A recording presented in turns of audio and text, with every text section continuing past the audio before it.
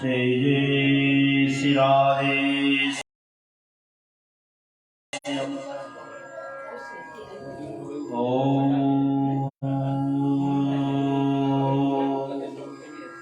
वंदे गुरुपदं भक्तवृन्दसमन्वितं श्रीचैतन्यप्रभुं वन्दे नित्यानन्दसहोदितं श्रीनन्दनन्दनं वन्दे राधिका चरणद्वयम् गोपीजनसमायुक्तं वृन्दावनमनोहरम्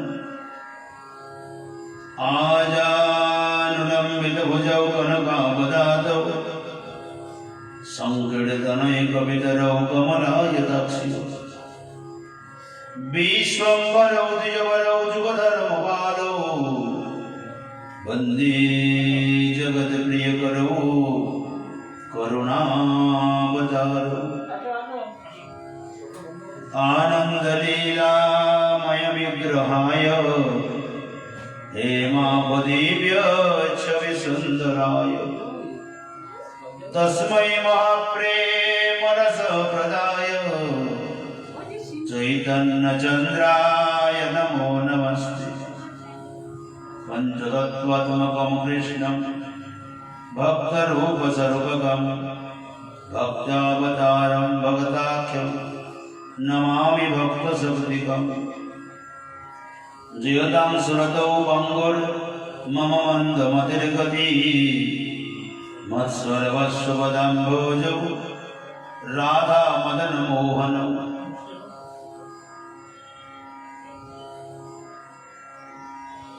दिव्यवृन्दारण्यकल्पद्रुमाधव श्रीमद्रत्नागार सिंहासनस्थौ श्रीमद्राधा श्रीरघुगोविन्ददेवौ पृष्ठानि विसेव्यमान्यो स्मरामि।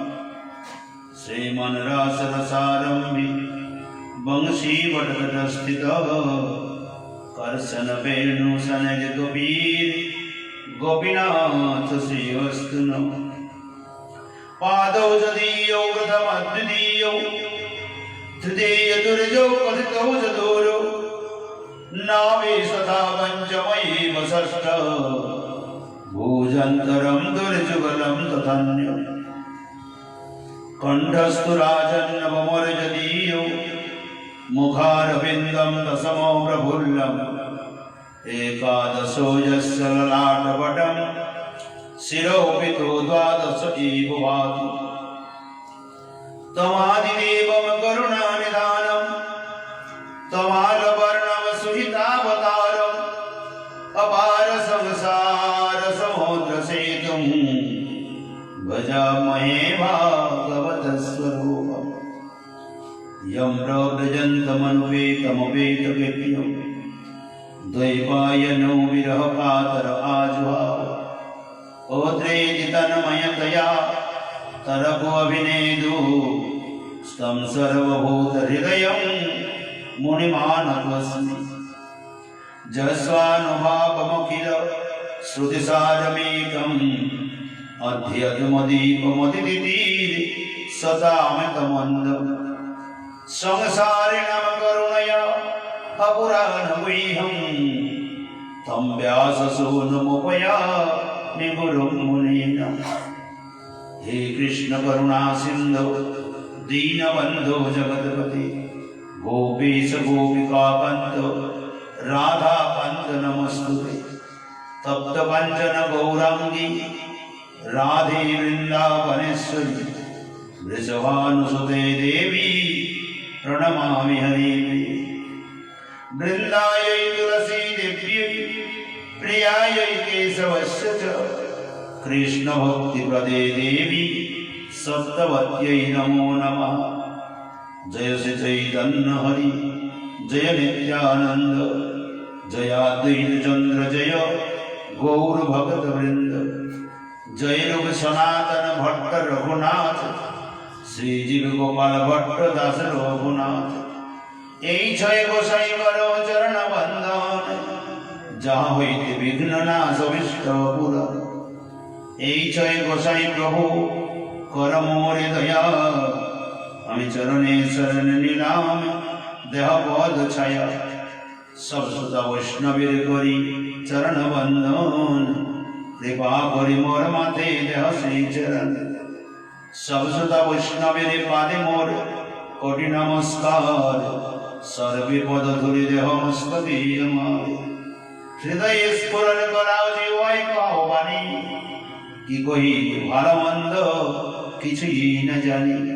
নিতাই গৌর হরি বল, জয় জয় শ্রী রাধেশ্যাম, বল ভক্তবৎসল ভগবান কি।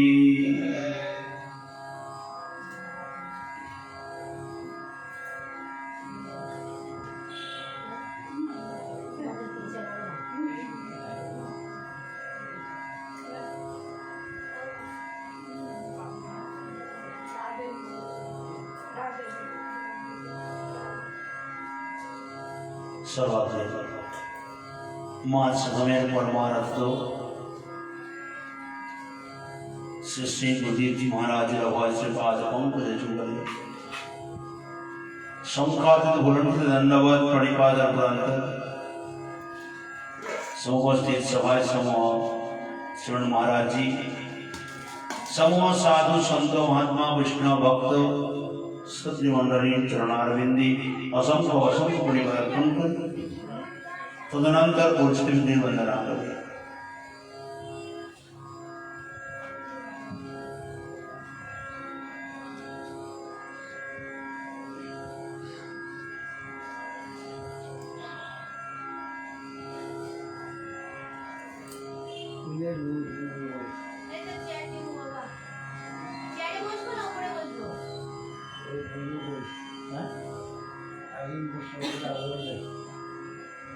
আরেকজন বৈষ্ণব আসবো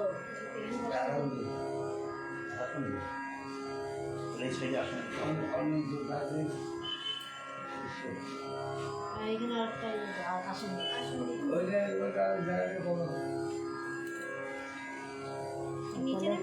মালা না থাকে মালা ঠিক আছে, অসুবিধা হবে না। মালা চন্দন কে দিতে মালা চন্দন মালা মালা চন্দন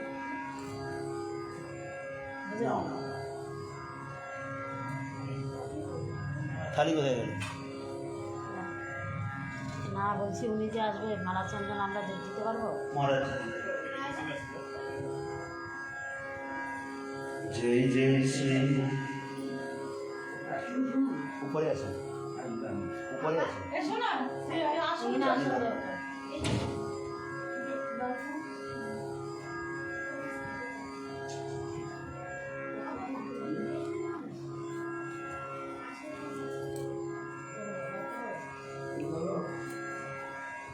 जय जय श्री राधा रमण, जय जय नवल किशोर, जय गोपी चित चोर प्रभु, जय जय माखन चोर। राधे मेरी स्वामिनी, मेरा थे उदास, जन्म जन्म मोहे दीजियो श्री वृंदावन वास। सब द्वारन को छोड़ के राधे आयो तेरो द्वार, श्री वृषभानु की लाडली मेरी और निहार। राधा रानी की वृषभानु दुलारी की, कीर्तिदा कुमारी की जय जय श्री राधेश्याम। निताई गौर हरि गौर, बोल भक्त वत्सल भगवान की परम लीला पुरुषोत्तम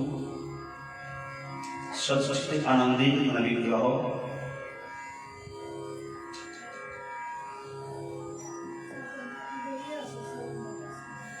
रस रस कर चुनावणी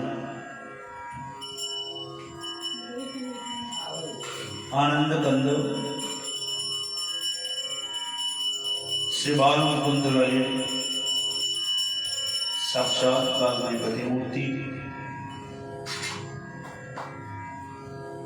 पुराण चक्रवर्ती पुराण सम्राट पुराण मुकुटमणि श्रीमद् भागवत महापुराण ग्रंथ महाराज हमारे सम्मुखे विद्यमान कतिपय दिवस जापत हमारे प्रत्यह भागवत कथा में स्मरण चलছে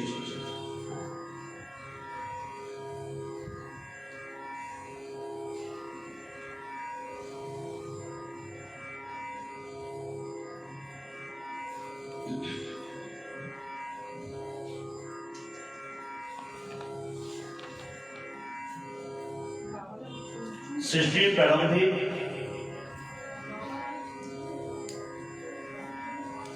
श्री ब्रह्मा जी যখন সৃষ্টি আরম্ভ করেন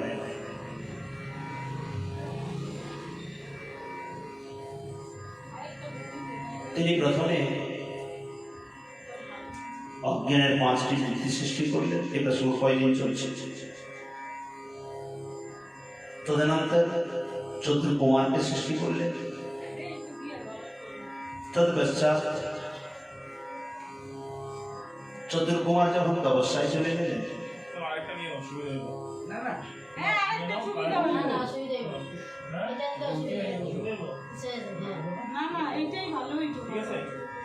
প্রচুরটা বেশি হয়ে যায়।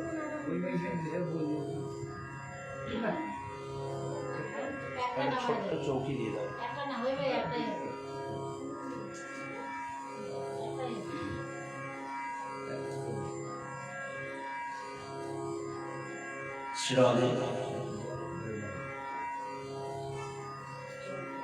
চন্দ্রকুমার যখন সৃষ্টি কার্য থেকে দিন রাত তপস্যায় চলে গেলেন, ব্রহ্মাজি পুনরায় 10 পুত্রকে সৃষ্টি করলেন। ইনারাও চলে গেলেন তপস্যায়। তো মনে বড় দুঃখ হলো।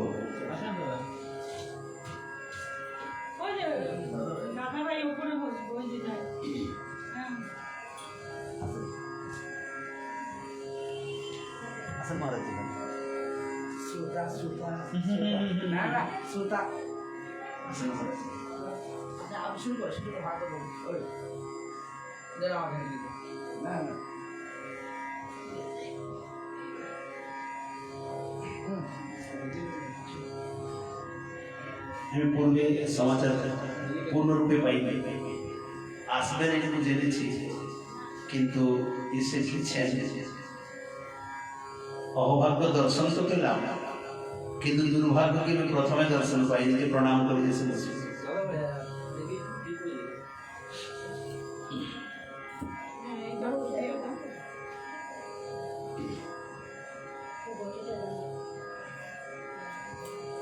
भक्तवत्सल भगवान की जय।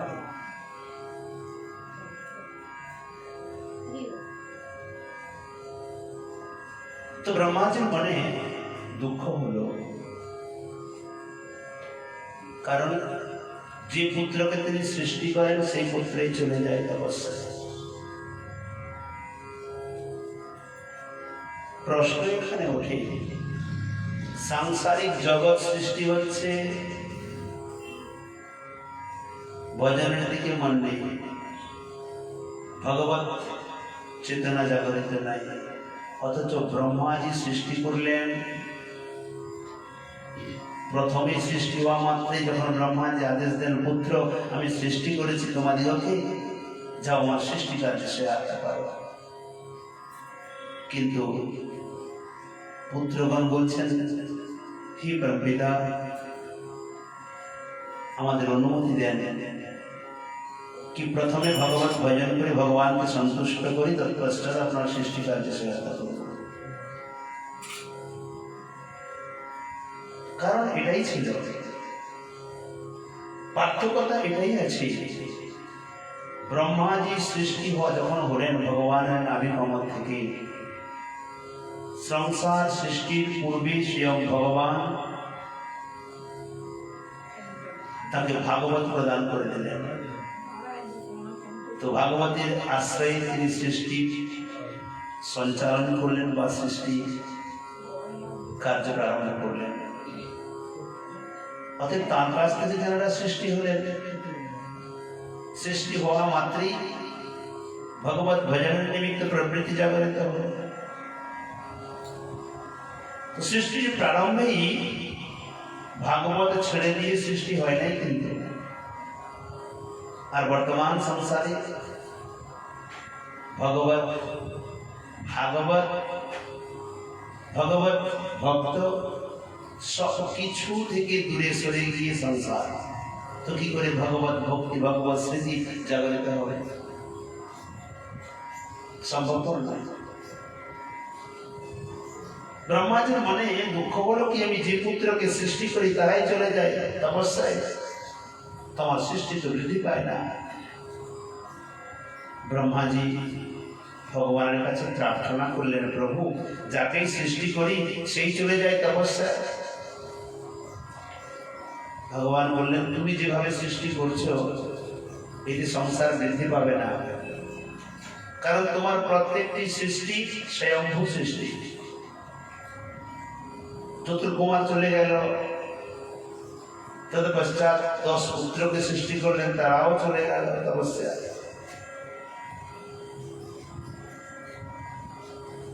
তাহলে কিভাবে সৃষ্টি করবো?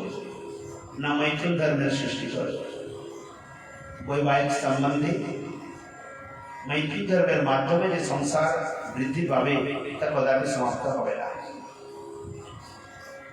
তো ব্রহ্মাজি প্রথমে তিনি নিজের শরীরের দক্ষিণ অঙ্গ থেকে মনু মহারাজকে সৃষ্টি করলেন, বাম অঙ্গ থেকে শতরূপাকে সৃষ্টি করলেন। প্রথম জগতে মানব সৃষ্টি হল।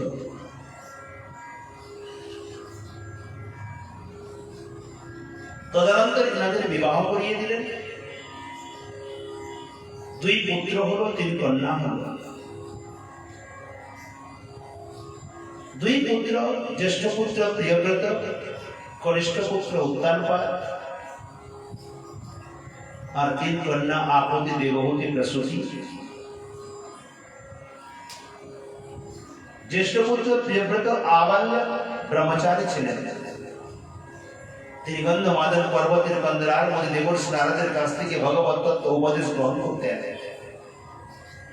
তাই তিনি ব্রহ্মচারী হয়ে চলে গেছিলেন। মনু মহারাজ দেখলেন আমার পৃথিবীর ভার কি গ্রহণ করবে, তিনি নিজ কনিষ্ঠ পুত্র উত্তানপাদকে রাজ্যভার সমর্পিত করলেন। আমি উত্তানপাদের বংশের মধ্যে প্রবেশ করবো না, কথা অন্য জায়গায় আছে, উদ্দেশ্য অন্য জায়গায় আছে। 3 কন্যাকে আপতি, দেবহূতি, প্রসূতিকে বিবাহ দিয়ে দিলেন। ইনাদের বংশ আলাদা। উত্তানপাদের পরে তার বংশ যখন সমাপ্ত হয়ে যায়, ধ্রুবজি আদি এসে পড়ে। তদনন্তর প্রিয়ব্রতের কাছে গেলেন মনু মহারাজ, শতরূপা এবং ব্রহ্মাজি। ব্রহ্মাজি বললেন, হে প্রিয়ব্রত, আমি জগৎকে সৃষ্টি করেছি, এখানে 4টি ধর্ম প্রবর্তিত করেছি, একটি ব্রহ্মচর্য, গার্হস্থ্য, বানপ্রস্থ, সন্ন্যাস। তুমি কেবল ব্রহ্মচারী থেকে সোজা সন্ন্যাসে যাবে তো জনজগৎ তোমার অনুসরণ করবে। তাই আমাদের ইচ্ছা তুমি সংসারে প্রবেশ করো, নিজ ধর্ম আচরণ করো। দেখো আমি যে কথাটি বললাম তোমার গুরুদেব দেবর্ষি নারদকেও জিজ্ঞাসা করো। নারদজি দেখলেন কি পরমপিতা ব্রহ্মদেবেরও ইচ্ছা, প্রিয়ব্রতের পিতা মাতা মনুষ্য স্বরূপ এনাদেরও ইচ্ছা, তাই এনাদের ইচ্ছার বিরুদ্ধে গেলেন না।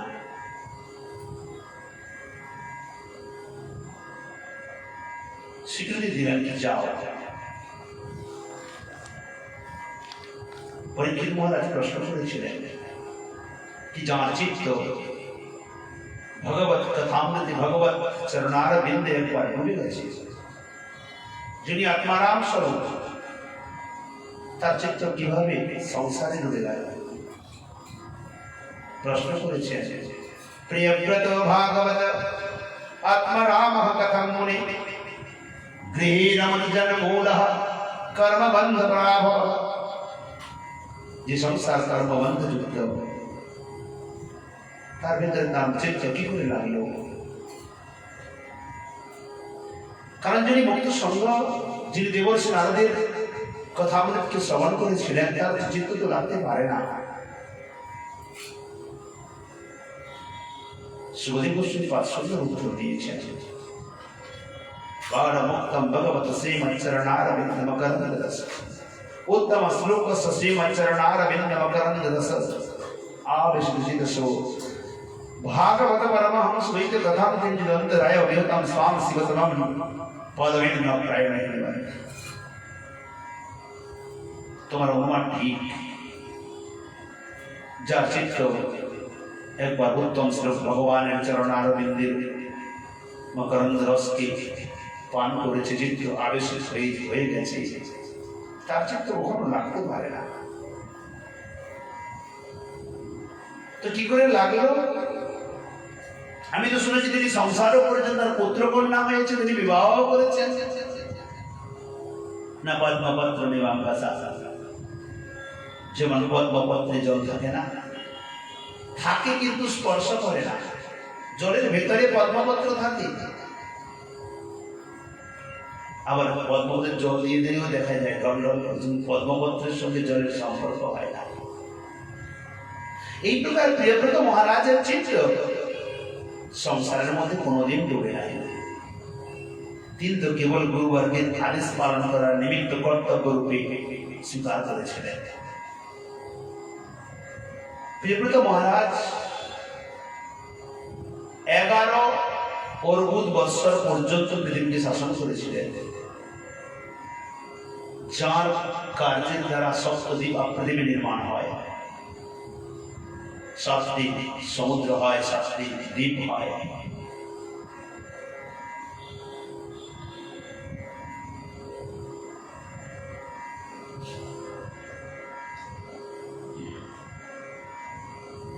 তো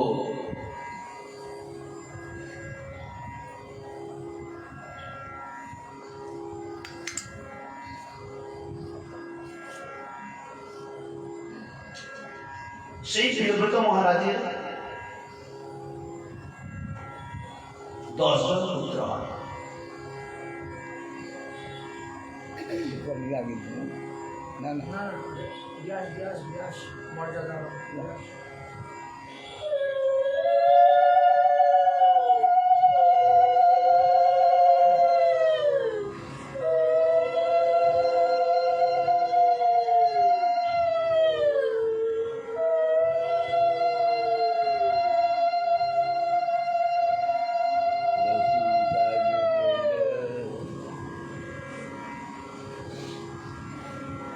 गौर हरि जय जय श्री राधेश।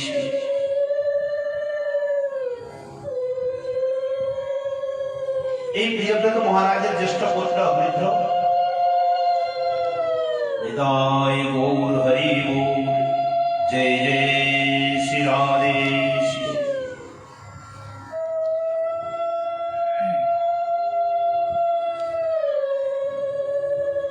অগ্নিদের পুত্র নাভি, নাভির পুত্র ঋষভদেব। ঋষভদেব ভগবানের কলাবতার ছিলেন। ঋষভদেব ভগবানের কলাবতার ছিলেন।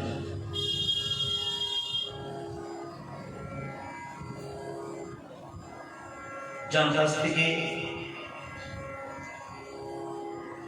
শতপুত্র জন্ম নেয়, জ্যেষ্ঠ পুত্র হয় ভরতজি। এই ঋষভদেব নিজ পুত্রগণকে বড় সুন্দর উপদেশ দিয়েছেন।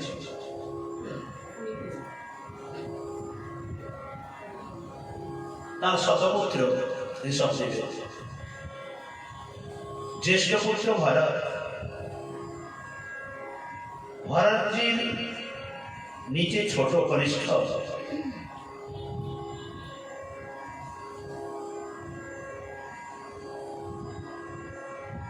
9 জন পুত্র, যিনারা নবখণ্ডের রাজা হন। তার নিম্নে 9 জন পুত্র নবযোগেন্দ্র হয়ে যান, কবি, হরি, অন্তরিক্ষ, প্রবৃদ্ধ, পিপ্পলায়ন, আবির্ভদ্র, ধ্রুবীল, চমস, পরভাজ।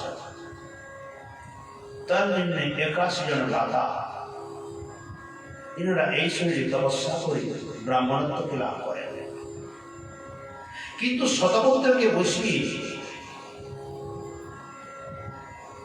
রাবণ মহারাজ ঋষভদেব তিনি বড় সুন্দর ভগবত তত্ত্বজ্ঞানকে উপদেশ দিয়েছিলেন।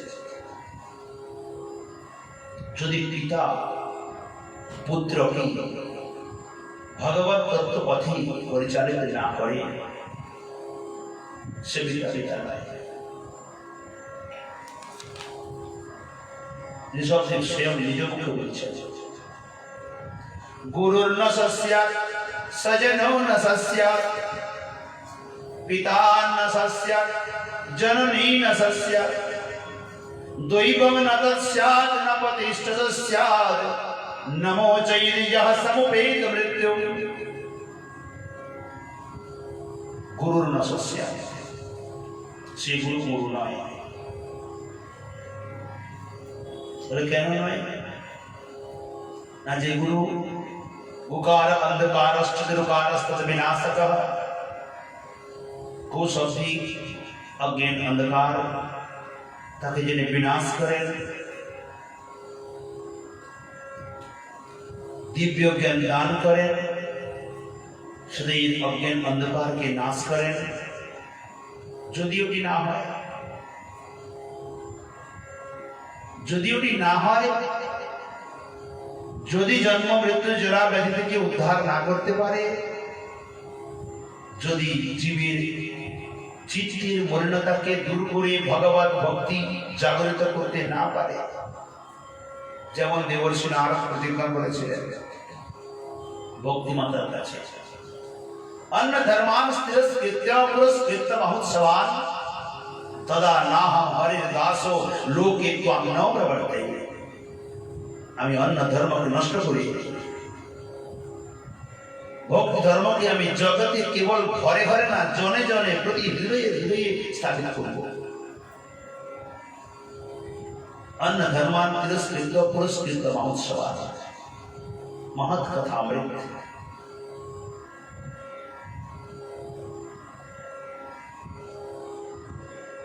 তস্মিন স্ত্বাং স্থাপয়িষ্যামি গেহে গেহে জনে জনে।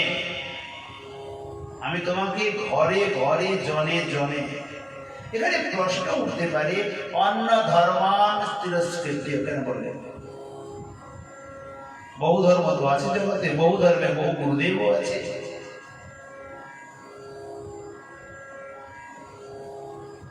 কেন বললেন অন্য ধর্ম শব্দ? না, চৈতন্য চরিতামৃতকারে কি সমাধান করলেন, যে ধর্মে সংসার পুনঃ পুনঃ উপজায়, সে ধর্ম অধর্ম মানিয়া সুচি খায়। অতএব ওই ক্ষেত্রে বলছেন গুরুর ন সস্যাৎ, সে গুরু নয়। স্বজন ন সস্যাৎ, সে স্বজন বান্ধব নয়। কি লাভ হবে?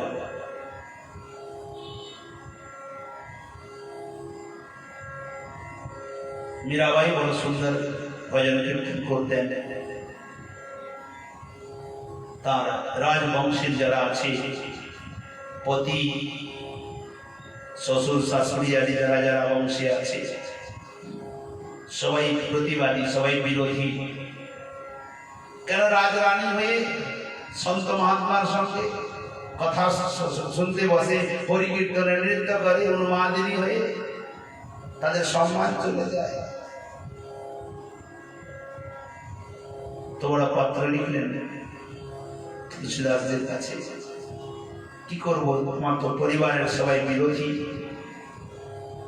তুলসীদাসজি উত্তর দিলেন, যাকে প্রিয়া না রাম বৈদেহি তজিয়তা সুকোটি বৈরী সম যদ্যপি পরম স্নেহি।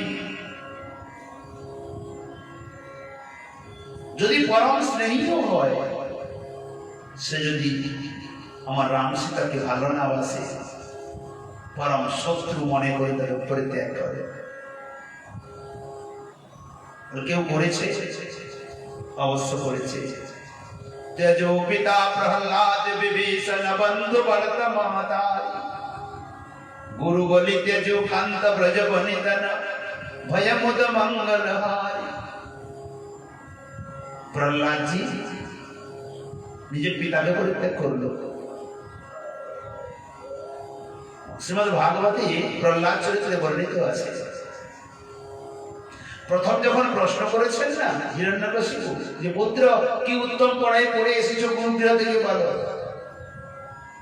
প্রহ্লাদজি পিতা বলে সম্বোধন করেন নাই।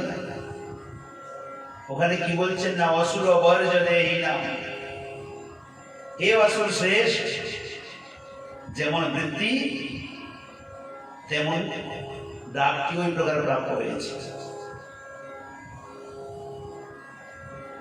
পিতাকে পরিত্যাগ করলো কি না প্রহ্লাদ? বিভীষণ বন্ধু বান্ধবকে পরিত্যাগ করে দিল, যে ভগবান বিমুখ। ভরত নিজ মাকে পরিত্যাগ করলো, স্বয়ং বলি নিজ গুরুদেবকে পরিত্যাগ করলেন।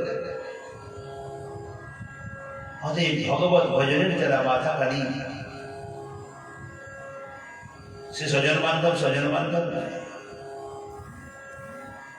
গুরুন্ন সস্যা স্বজনৌন্য সস্যা পিতান্ন সস্যা, সে পিতা পিতা নয়। সে জননীন্য সস্যা, সে মাতা মাতা নয়। লালদাস বাবাজি মহারাজের ভক্তবান গ্রন্থে বর্ণিত আছে,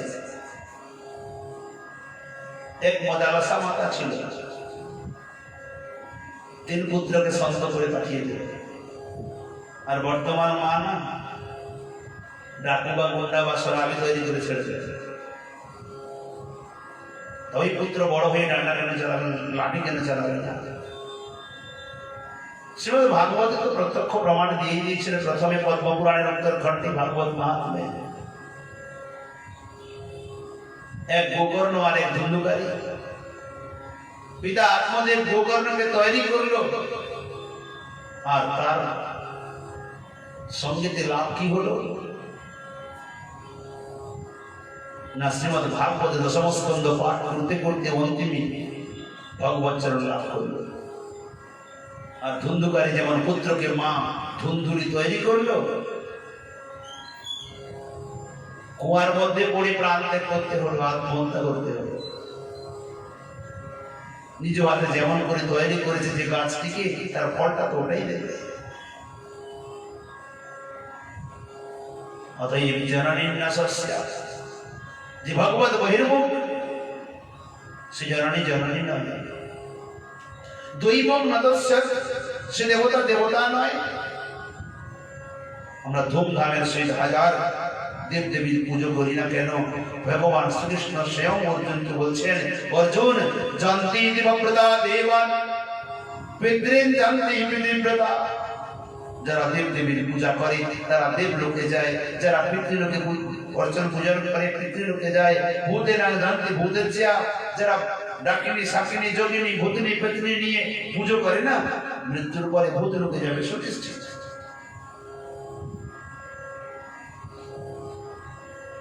তো যদি স্বর্গলোকে যায় ক্ষতি কি? আর তোমার লোকে গেলে লাভ কি? কারণ শ্রীকৃষ্ণ বললেন জানতি মজ্জাজের অভিমান, তোমার লোকে গেলে লাভ কি? আর বিবিধ দেব দেবীর পূজা করলে কি লাভ হবে, কি ক্ষতি হবে? না, বিবিধ দেব দেবীর পূজা যদি করো পুণ্য তো অর্জন হবেই, আর এই পুণ্য বলে স্বর্গ লাভ হবে। তাতে সেখানে ক্ষতি কি হবে? স্বর্গসুখ ভোগ করবো না, ওতে অসুবিধা কিছু নেই, কিন্তু ওটা তো গেস্ট হাউস, তাই না? तीतम भुक्त्वा सर्गलोकम विशालम शीले पुण्य मर्त्यलोकम विशन्ति।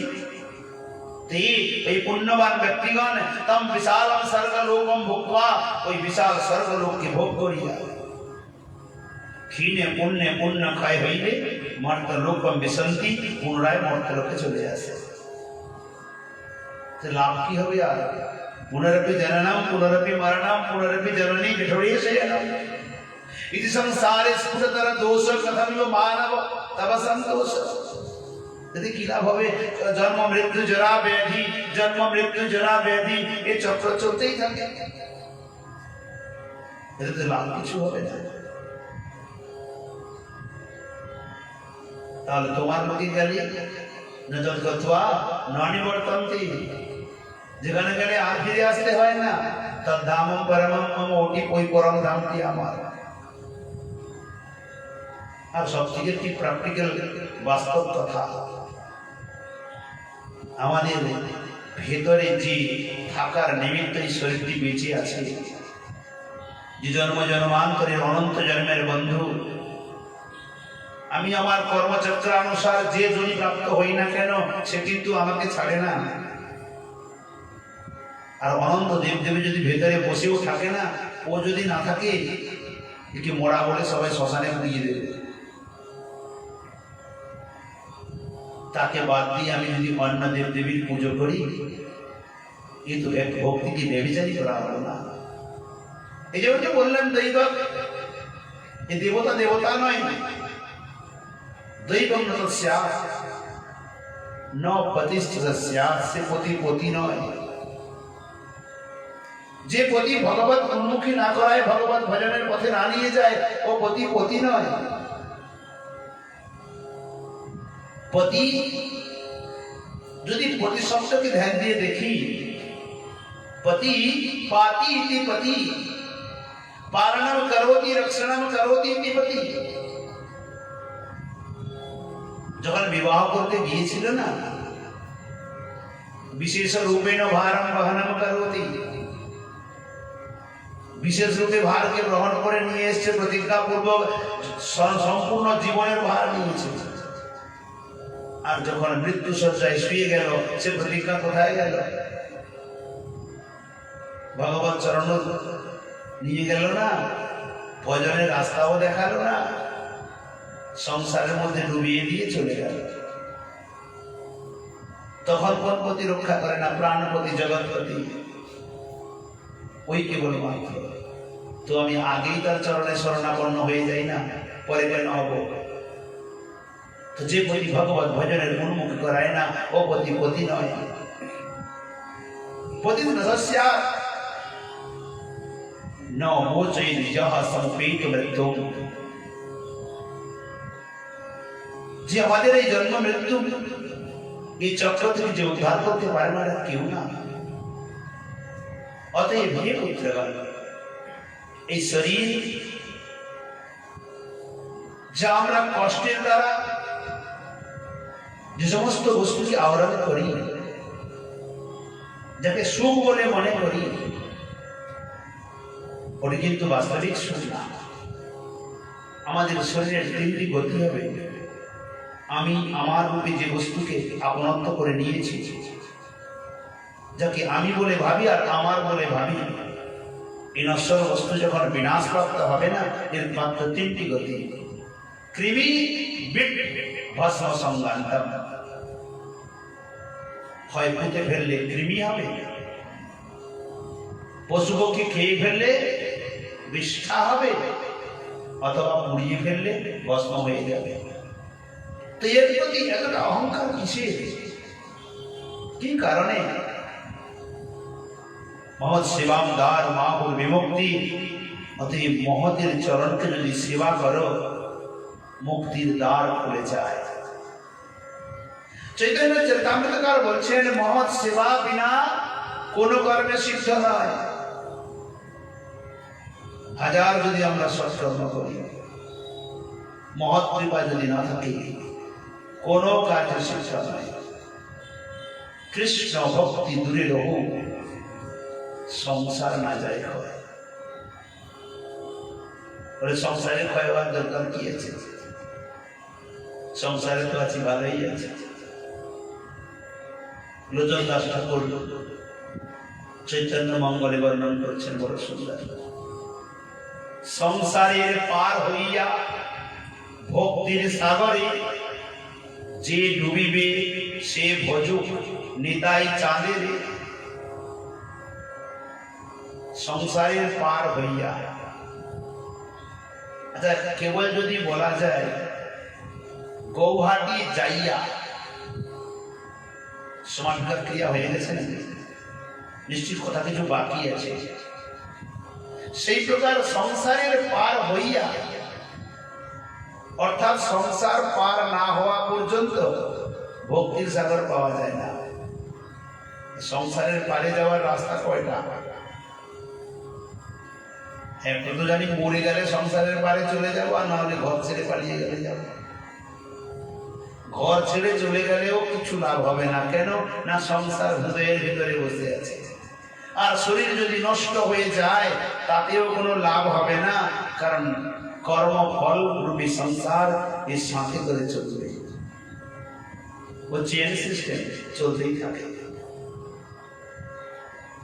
কেবল চিত্রের ভেতর থেকে যদি সংসার না বেরিয়ে যায়, আমাদের চিত্রের ভেতর থেকে সম্পূর্ণ বেঁধে বসে আছে, জায়গাটা দূরে বসে আছে। ওখান থেকে যে পর্যন্ত না বেরোবে, সে পর্যন্ত পাওয়া যায় না। বলে বের করার রাস্তা বহু সরল সহজ উপায়। কালী প্রসঙ্গে এসেছিল, কপিল দেব নিজ মাকে বলছেন, মা মন জীব মনুষ্যানাম বন্ধনম মোক্ষ কারণম। মনটাই বন্ধন আর মুক্তির কারণ। মন সংসারে লেগে আছে, তো গোটাটা সম্পূর্ণটার ভেতরে সংসার জুড়ে বসে আছে। আর মন যদি ভগবত চরণে সমর্পিত হয়ে গেছে, কর্তব্য পরায়ণ হয়ে কার্য করছে, সেখানে বন্ধন নেই। তখন তো একটি মাত্র দাস, গোবিন্দের দাস, তখন বন্ধন নেই।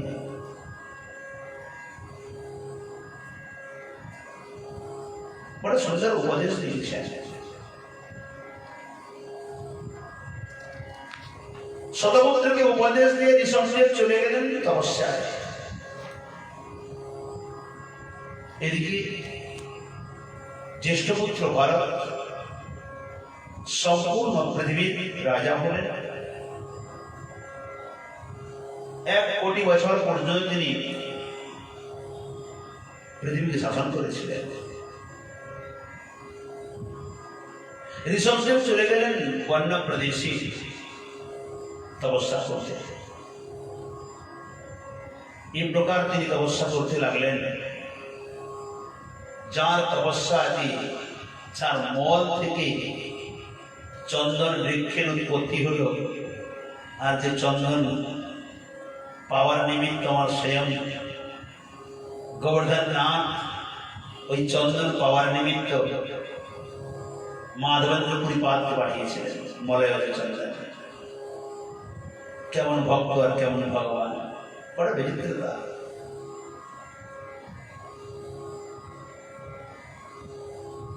যখন অধিক সন্ত মহাত্মাগণের দিব্য তেজ, দিব্য প্রভাব সৃষ্টি হয়, জনজগতের লোকজন যাতায়াত অধিক আরম্ভ করে। সেখান থেকে বাঁচার রাস্তা খুঁজলেন। বহু লোক যাতায়াত করলো। মনে মনে ভাবতে লাগলেন, লোকজন যদি অধিক যাতায়াত করতে থাকে না, আমার ভজন হবে না। এর জন্য বাঁধতে চাই। যে স্থানে ছিলেন ওই স্থানে মলমূত্র ত্যাগ করে মুখের ভেতরে নুড়ি পাথর ভরে দিয়ে পড়ে থাকলেন। পরদিন প্রাতকালে লোকজন দর্শনের জন্য এলো। সবাই ভাবলো মহাত্মাজির শরীর অস্বস্ত হয়েছে, বৈদ্যরাজকে ডাকো। মহাত্মা যখন হা করে দেখায় না মুখের ভেতরে পাথর, তখন সবাই বুঝেছে মহাত্মাজির মাথা খারাপ হয়ে গেছে, পাগল হয়ে গেছে। সবাই চলে গেল, সবাই পালিয়ে গেল, কেউ আর শ্বাস দিল না। কারণ সংসার সার তলাগি করে সব প্রীতি, সবাই প্রীতি করে স্বার্থের নিমিত্ত, স্বার্থ শেষ আর কেউ থাকবে না, সবাই চলে। ঋষভদেব চিন্তা করছেন কমসে কম আর পেছন তো ছেড়েছে। ভজন করতে করতে ওই অবস্থায় যার মল থেকে চন্দন বৃক্ষের উৎপত্তি হয়, তাই কর্ণাটকের জঙ্গলে অধিক চন্দন পাওয়া যায়। কোন সময়ে দাবাগ্নি সৃষ্টি হয়, নিজের শরীরকে তিনি পঞ্চদত্তে বিলীন করে দেন। ভরতজি সম্পূর্ণ পৃথিবীর একছত্র অধিপতি চক্রবর্তী সম্রাট ছিলেন। তিনিও পরম ভগবত ভক্ত ছিলেন। 1 কোটি বছর রাজত্ব করার পরেই নিজ পুত্রকে রাজ্য দিয়ে তিনি চলে গেলেন তপস্যায়। গণ্ডকী নদীর তীরে পুলহ আশ্রম, বর্তমান যেটি নেপালে পড়ছে। তদানীন্তন সময়ের ভারত তো অখণ্ড ভারত, প্রিয়ব্রত মহারাজের সময়ে তো সম্পূর্ণ পৃথিবী ছিল একটা। যদি ওই লক্ষ্য করে দেখা যায় তখন তো অন্য কোনো দেশই ছিল না, কেবল ভারতই ছিল। সপ্তদ্বীপ হলো জম্বু, প্লক্ষ, শালমণি, ক্রুশ, ক্রৌঞ্চ, শাক, পুষ্কর। পৃথিবী ষটদলে পরিপূর্ণ হলো, ষটদল পদ্ম হয়ে গেল। পুনরায় জম্বুদ্বীপটি 9 ভাগে বিভাজন করলেন বর্ষ করে। হরিবর্ষ, ইলাবৃত বর্ষ, রম্যক বর্ষ, কেতুমাল বর্ষ, ভদ্রাশ্র বর্ষ আদি করে অষ্টদল পদ্ম হয়ে গেল। মধ্যখানে ভারতবর্ষ হলো। ভরতজির নাম অনুসারে আমাদের এই বর্ষের নাম ভারতবর্ষ হয়েছিল। এই আর্যাবর্ত ভূমি। ভরতজি যখন তপস্যা করতে গেলেন, তিনি এই প্রকার তপস্যায় তল্লীন থাকলেন, ভাগবত প্রেমে সম্পূর্ণ পরিপূর্ণ হয়ে গেলেন। কিন্তু একটি কথা খেয়াল রাখা বিশেষ আবশ্যক, ভজনে যার যত উন্নতি অধিক হবে, তার পরীক্ষা তত কঠিন ভাবে তার সামনে এসে দাঁড়াবে। এটা ধ্যান রাখা আমাদের খুবই আবশ্যক।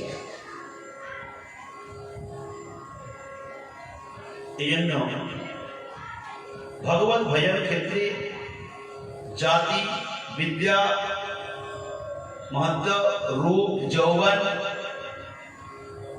এগুলি থেকে, বন্ধন থেকে দূরে থাকা আবশ্যক হয়। ভরতজি মহারাজ যদ্যপি সর্বত ত্যাগ করে তিনি ভজনে চলে গিয়েছিলেন, মনের মধ্যে কোনো ভেদভাব ছিল না। তথাপি দেখো সময় কিন্তু তার বলবান হয়। এ ভগবান এ সমস্ত বস্তুকে যে সামনে দিয়েছেন না, এ সমস্ত আমাদের কেবল আমাদের শিক্ষার নিমিত্ত। তিনি সামনে একে প্রকট করে দিয়েছেন লীলা করে। গণ্ডকী নদীর শীতৈনী জলে ভরতজি স্নান করছেন, তর্পণ করছেন। 1 মাসের গর্ভবতী হরিণী জলপানের নিমিত্ত গণ্ডকী নদীর তীরে এসেছে। বন্য প্রদেশের মধ্যে ভয়ঙ্কর সিংহের গর্জনাকে শ্রবণ করে ভয়ভীত হয়ে লম্ব প্রদান করল।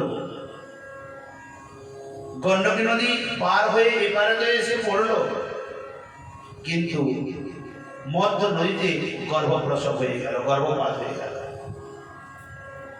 হরিণীটি গণ্ডকী নদীর এপারে পড়ে প্রাণত্যাগ করল। ভরতজির সামনে দিয়ে সদ্যজাত হরিণী শিশুটি ভেসে ভেসে যাচ্ছে।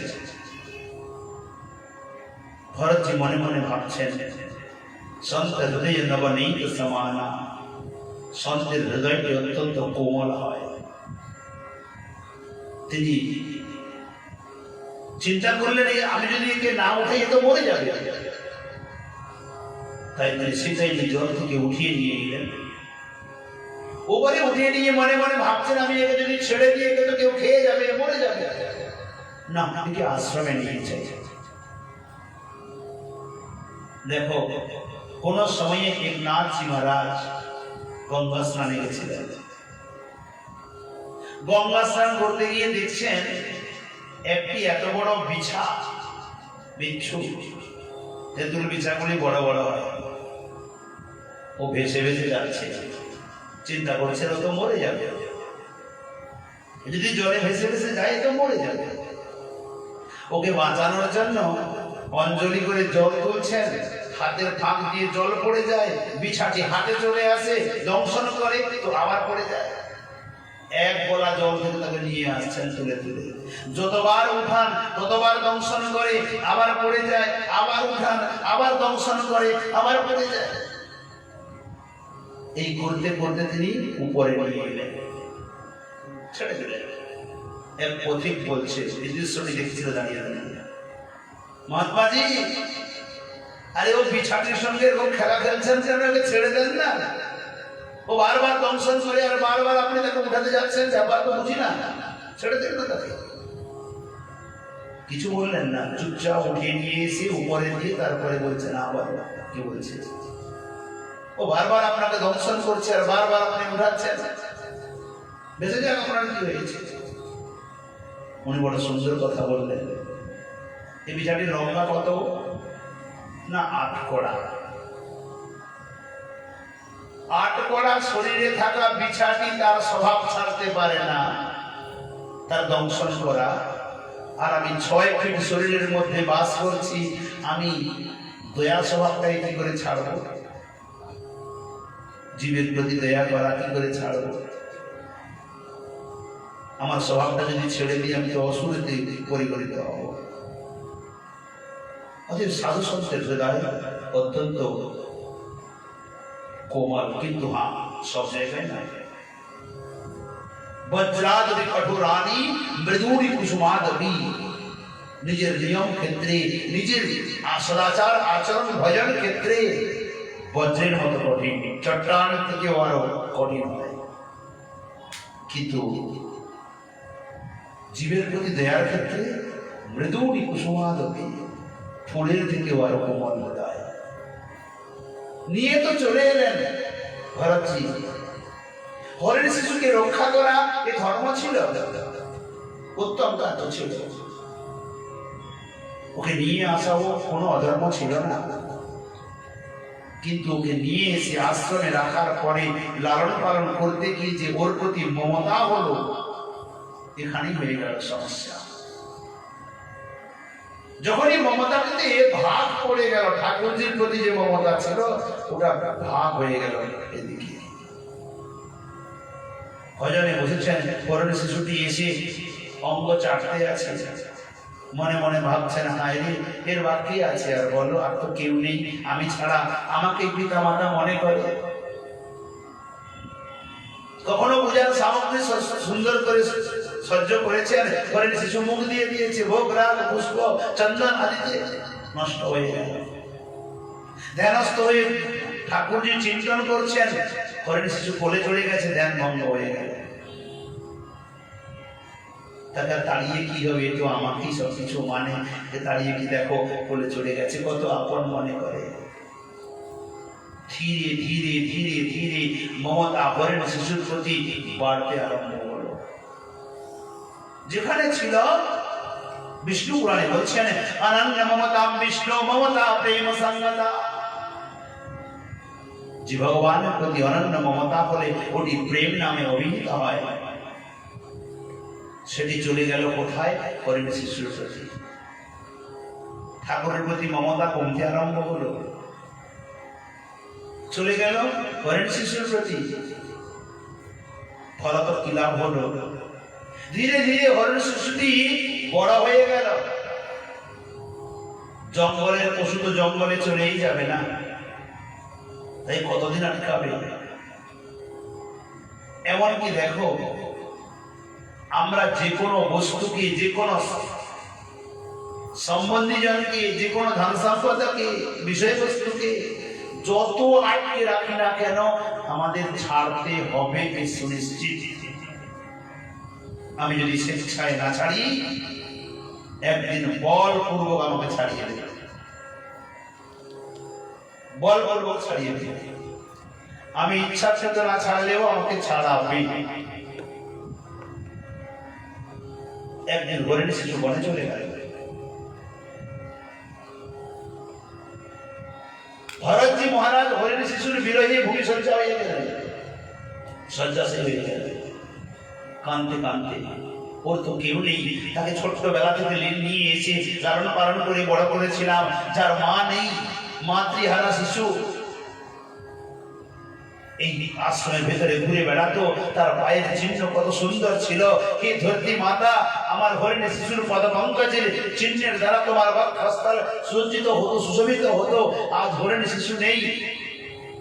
কখন আমি ভজনে বসতাম, পড়ে চড়ে যেত, কত লেহন করতো শরীরকে, কত আদর আপ্যায়ন করতো, আমাকে কত আপনজন বলে ভাবতো।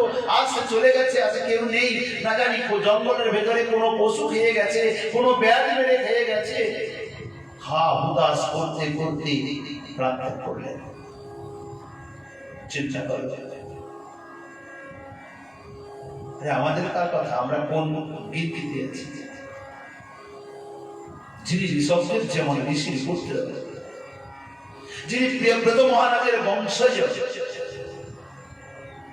যিনি 1 কোটি বছর ধরে পৃথিবীকে শাসন করে পুলহ ঋষির আশ্রমে গিয়ে তপস্যা করতে করতে সিদ্ধিপ্রাপ্ত হয়ে গেছে, এই প্রকার একজন ঋষি সাধারণ হরিণ শিশুতে মোহপ্রাপ্ত হয়ে গেলেন। আমাদের কথা, আমরা কোন গীতিতে আসি? ভগবান স্পষ্ট দেখাচ্ছেন যে জীবটিকে দেখো, যে কোনো সময়ে, যে কোনো মুহূর্তে, যে কোনো অবস্থায় জীবের যে কোনো স্থানে মমতা হয়ে যেতে পারে, বিষয় সম্বন্ধ এসে যেতে পারে। এই জন্য সাবধান করছেন। বিষয়ের ভেতরে থেকে ভজন করতেই হবে, কেননা বিষয় সংসার নিয়ে সবাই আছে, কিন্তু যেন চিত্তের ভেতরে না বসে, সমস্যাটাই থাকে। আর চিত্তের ভেতরে যদি বসে যায়, মরণে জাগ্রসম ভাবম প্রাণিনাম পরিজায়তে, পদ্মপুরাণে রয়েছে।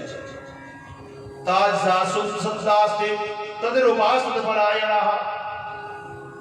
মৃত্যুর সময় যে কোনো জীব যে ভাবকে পোষণ করে প্রাণ ত্যাগ করবে, মৃত্যুর পরে তদ্রূপ তৎস্বরূপ তদ্গুণ, ওই ভাব, ওই গুণ, ওই রূপ নিয়ে জন্ম নেবে।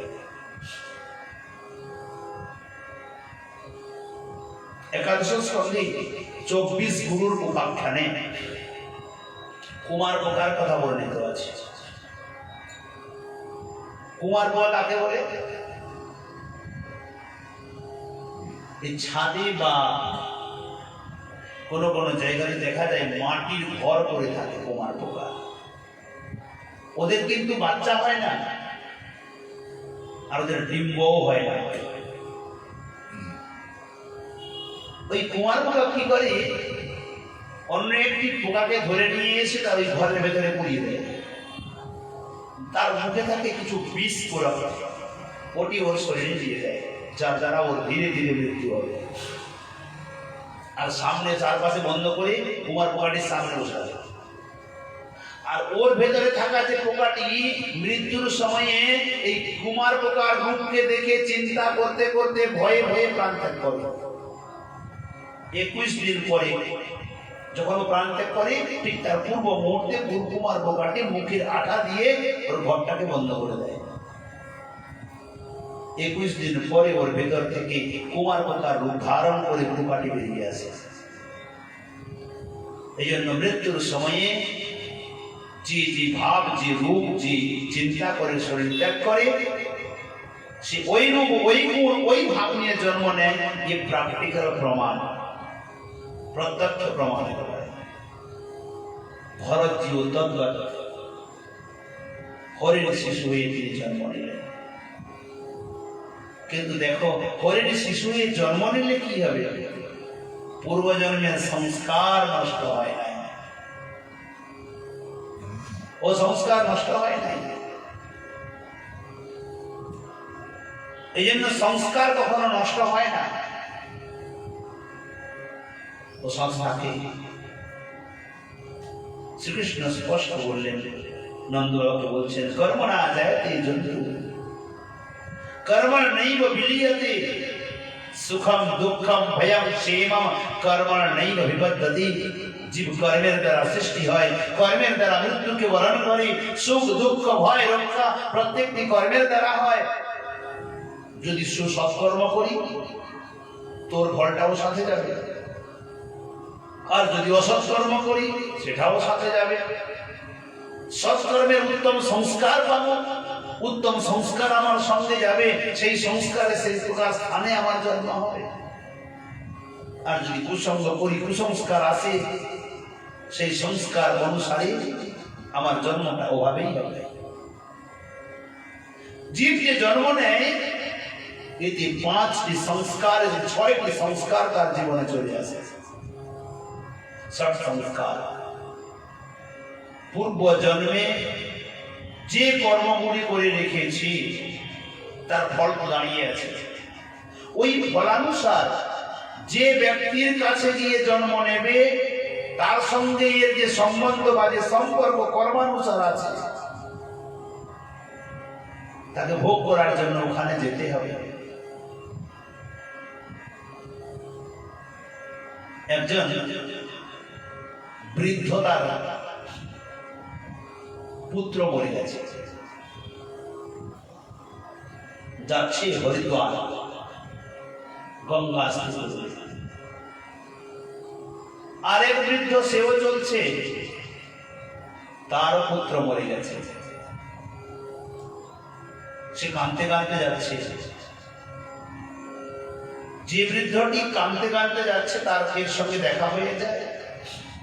প্রথম বৃদ্ধটি দ্বিতীয় বৃদ্ধকে জিজ্ঞাসা করছে, ভাই তুমি কাঁদছো কেন? কি আর বলবো ভাই, আমার যুবক পুত্র ছিল 25 বছরের, প্রাণত্যাগ করলো।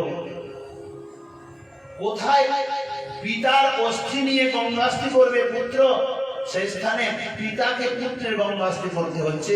এর থেকে আর দুঃখ কি হতে পারে? তাই কান্না করছে। প্রথম বৃদ্ধ বলছে, তুমি পুত্রের গঙ্গাস্তি করছো না, আমিও যাচ্ছি, আমি হাসছি, আর তুমি কান্না করছো। দ্বিতীয় বৃদ্ধ পিতা বলে, তুমি পিতা কি জল্লাদ? আরে পুত্রের অস্থি নিয়ে গঙ্গায় দিতে যাচ্ছ, তুমি হাসতে আছো আনন্দে? হ্যাঁ আমি হাসছি, কারণ আমার পুত্র আমার চোখ খুলে দিয়ে গেছে, তোমার পুত্র তোমাকে অন্ধ রেখে গেছে। কিভাবে? তো শোনো, আমি যখন ছোটবেলায় জন্ম নিই আমার সঙ্গে সহজাতা আমার এক ভগিনী ছিল, দুজনে একসঙ্গে জন্ম নিয়েছিলাম। আমার ভাই ভ্রাতা ভগিনীর জন্ম নেওয়ার পরে পরেই পিতা মাতা ঠাকুরজির কাছে প্রাপ্ত হয়ে যায়, তাদের দেহান্ত হয়ে যায়। গ্রামের লোকজন সব আমাদেরকে লালন পালন করে বড় করে, ভিক্ষা করে করে আমাদের জীবন কাটত। একটু যখন বড় হয়ে গেলাম, গ্রামের লোকজন মাঠে একটি ফাঁকা জায়গাতে ঘর করে দিল, সেখানেই থাকতাম। ভাই বোন দুজনেই ভিক্ষা করে জীবন কাটাতাম। ধীরে ধীরে আমার ভগিনী যৌবনাবস্থা প্রাপ্ত হলো, আমিও বড় হয়ে গেলাম। আমি বিবাহ করতে পারি না, কারণ ভগিনীকে বিবাহ না দেওয়া পর্যন্ত আমি বিবাহ করতে পারছি না। একদিন একজন জমিদার কর উসুল করে নিয়ে আসছে, কর আদায় করে না জমিদার, আসছে, এমন সময়ে ভয়ঙ্কর তুফান ঝড় আসে, রাত্রি অধিক হয়ে যায়, সে যেতে পারে না। এসে আমার দ্বারে দরজা খটখটায়, আমি দ্বার খুলে দেখি এক জমিদার বাবু ভিজতে ভিজতে এসে পৌঁছেছে, আমাকে রাত্রিটা স্থান দাও। চিন্তা করলাম জমিদারকে কোথায় দেব, যেমন ছিল ঘরের ভেতরে সামান্য আসন করে জমিদারকে মাটিতে শুইয়ে দিলাম। অত্যন্ত পরিশ্রান্ত অবস্থায় জমিদার অঘোর নিদ্রায় ঘুমিয়ে গেল। আমিও ঘুমিয়ে গেছি, আমার ভগিনীও ঘুমিয়ে গেছে। মধ্যরাত্রিতে আমার ভগিনী আমাকে জাগায় আর আমাকে বলে, ভাই একটা কথা বলবো, শোন।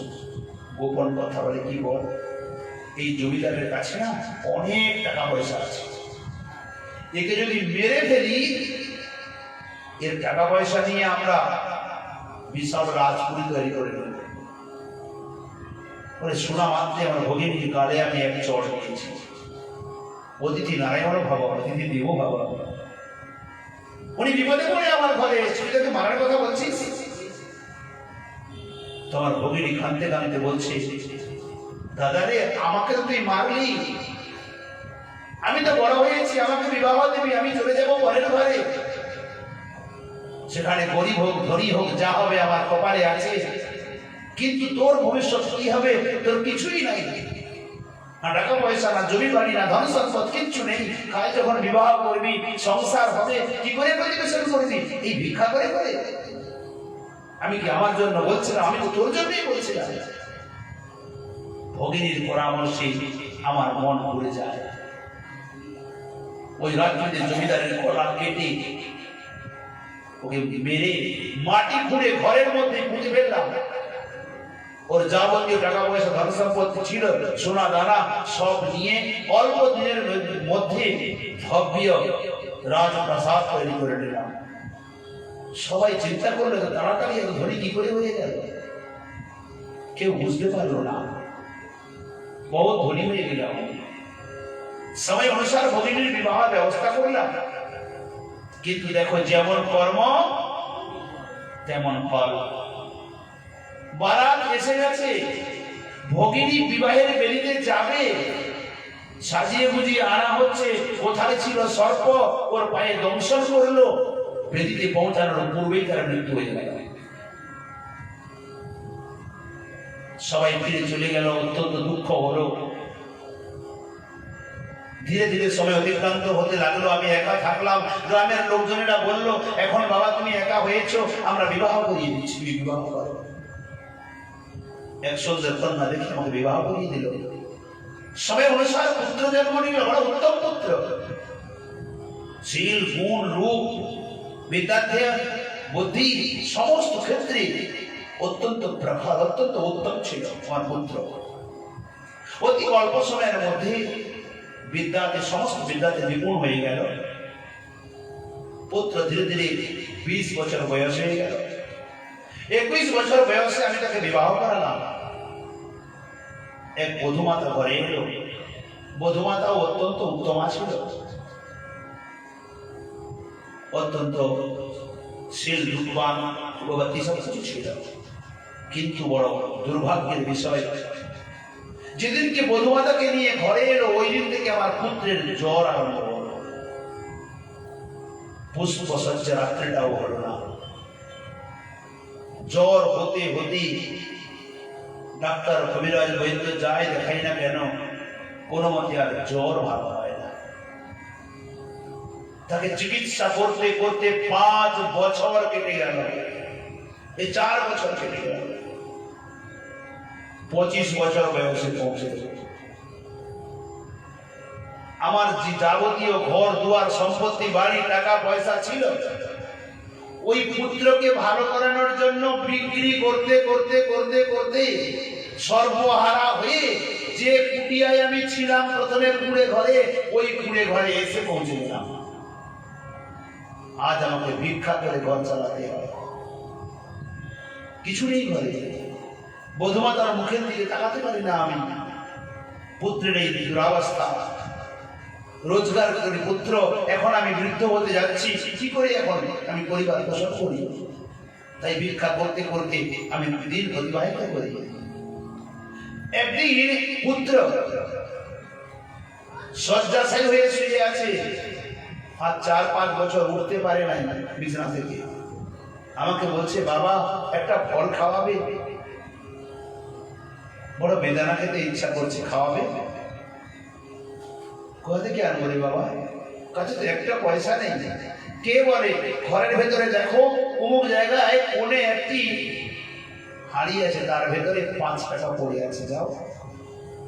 আশ্চর্য হলাম আমি, যে ব্যক্তি 5 বছর বিছানায় পড়ে আছে, ঘরের ভেতরে ঢোকেনি, সে কি করে জানলো কি 5 টাকা ভেতরে পড়ে আছে? তুই কি পাগল হয়েছিস? যাও না বাবা, দেখো না। গিয়ে যখন দেখি বাস্তবিক 5 টাকা পড়ে আছে, ওই 5 টাকা নিয়ে এসে একটি ফল কিনে নিয়ে এসে কেটে কেটে ছেলেকে খাওয়াচ্ছি। ছেলে ফল খেতে খেতে শেষে অল্প কিছু হাতে আছে। আমার দিকে তাকিয়ে বলছে, বাবা আমি কে, তুমি চিনতে পেরেছ? তুই তোমার পুত্র? আমি তোমার পুত্র নই, আমি ওই জমিদার যাকে মেরে কেটে আমি যেখানে শুয়ে আছি, এই আসনের তলায় তার অস্থি এখনো পর্যন্ত আছে। তুমি আমাকে মেরি, আমি তোমার শরণার্থী হয়ে তোমার ঘরে আমি এসেছিলাম, আর তুমি আমাকে মেরে আমার সম্পত্তি নিয়ে বিশাল অথৈ সম্পত্তি করেছিলে। তুমি আমার কাছে ঋণী ছিলে, তাই তোমার ঘরে জন্ম নিয়ে পুত্র রূপে তোমার সমস্ত ঋণ যা ছিল আমি সব সমাপ্ত করে দিয়েছি। ওই শেষে 5 টাকা ছিল, ওটাও খতম হয়ে গেল। বাবা যা পাওয়ার ছিল সব হিসাব পুরা হয়ে গেল। আর ওই বৌমা তোমার কে জানো?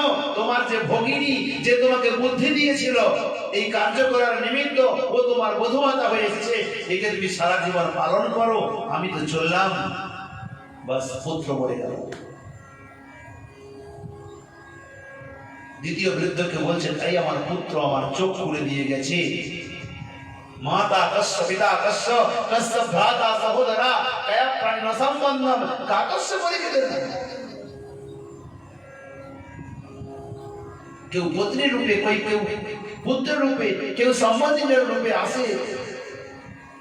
তারা কেবল মমতার বন্ধনে বেঁধে পূর্ব জন্মের যাবতীয় কর্মফল সব ভোগ করিয়ে দিয়ে চলে যায়। অতএব এই পূর্ব জন্মগত সংস্কার, যে যার সঙ্গে যে কর্মেতে যুক্ত আছে, ওখানে এসে জন্ম নেওয়ার রাস্তা খোঁজে। আর বিধিও ওই প্রকার ভাবেই জন্ম দেয়। সেখানে দ্বিতীয় আছে মাতা পিতার মনোবৃত্তি, ভাবনা। তৃতীয় সংস্কার, মায়ের গর্ভে থাকা অবস্থায় মা যে সমস্ত সঙ্গ করে, যে কার্য করে, যা কিছু সমস্ত তার ভেতরে প্রভাব পড়ে। আর চতুর্থ জন্মের সময়ে গ্রহ নক্ষত্র তারার যে সংযোগ, পঞ্চমে বংশগত আর ষষ্ঠে পরিবেশগত, এই সংস্কারের দ্বারা জীবের জীবন নির্মাণ হয়। কিন্তু যদি সৎসঙ্গের স্থানে অসৎসঙ্গ লাভ হয়, সে কর্মটি কোথায় যাবে? ন প্রস্তুষ্যতে কর্ম জন্ম কোটি শতৈরপি। জীবের যদি শতকোটি জন্ম চলে যায়, কর্মফল কোনোদিন নষ্ট হয় না। অবশ্যম এবং ভোক্তব্যম কৃতম কর্ম শুভাশুভম, চাই শুভ কর্ম হোক চাই অশুভ কর্ম হোক, তাকে অবশ্য ভোগ করতে হয়।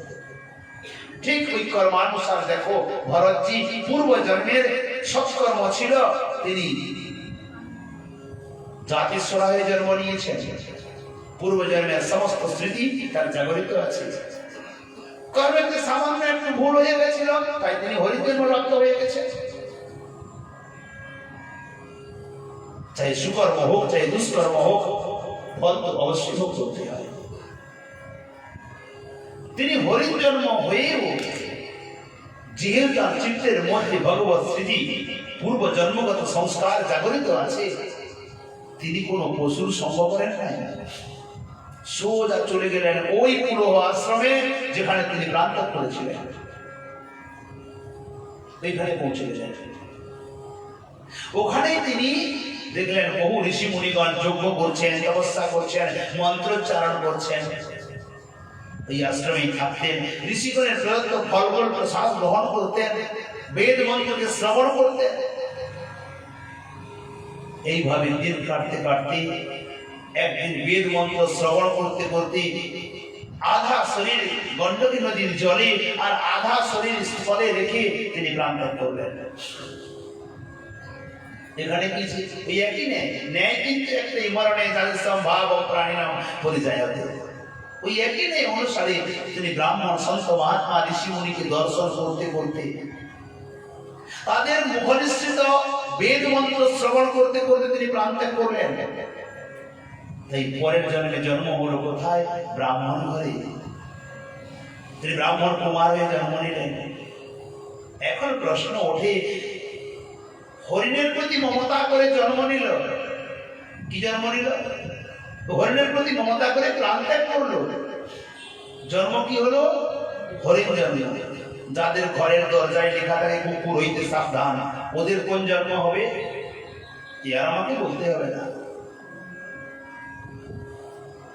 ওরা মানুষ থেকে ও কুকুরকে বেশি ভালোবাসে। আমি এর অর্থ এটা নয় যে আমি এর বিরোধী, কিন্তু এর অর্থ এটাও নয় কি ভগবত ভক্তি, গো পালন, গো সেবা ত্যাগ করে দিয়ে কুকুর সেবা করে দিন যাবে, এর অর্থ এটাও নয়। আজ ভরতজি ব্রাহ্মণ কুলে জন্ম নিলেন, কিন্তু পূর্ব দুটি জন্ম তার স্মরণে আছে। নিজের তপস্যার বলে, নিজের সাধনার বলে, সংস্কারের গুণে তার দুটি জন্ম তার স্মরণে আছে। মনে মনে চিন্তা করলেন, ব্রাহ্মণ কুলে জন্ম নিয়েছি বটে, কিন্তু যদি মুখ করি না তো সাংসারিক মায়া মোহর মধ্যে আমাকে পড়তেই হবে। কেন? পিতাশ্রী বেদ মন্ত্র উচ্চারণ করাবে, এরপরে আমাকে যেতে হবে যজমানি কার্য করতে, এতে তো আমার ভজন নষ্ট হয়ে যাবে। তিনি সম্পূর্ণ মুখ বন্ধ করে নিলেন। জ্ঞান তো পূর্ব থেকে ভরা হয়ে গেছে, সবাই জানতো ইনি মুখ, কথা বলতে পারে না, সবাই এটি জানতো। বহু প্রয়াস করেও পিতা ভরতজিকে ব্রহ্ম গায়ত্রীরা উচ্চারণ করাতে পারেন নাই। সর্বদা তিনি ভগবত তল্লীন অবস্থা থাকতেন। সবাই জানতো এই জড়, তাই নামই পড়ে গেল জড় ভরত। এখানেও ভরত নাম ছিল।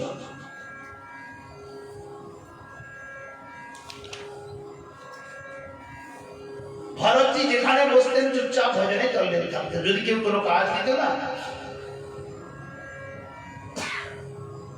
কাজটি সম্পন্ন করতে পারতেন না। কেন? চিত্ত তো ওখানে নেই, চিত্ত তো ভগবত ভজনে আছে। মানে কি প্রকার? মাটি যদি করতে দিল তো একবারে গভীর করে ফেলবে, ফেলতে দিলে তো উঁচু পর্বত করে দেবে।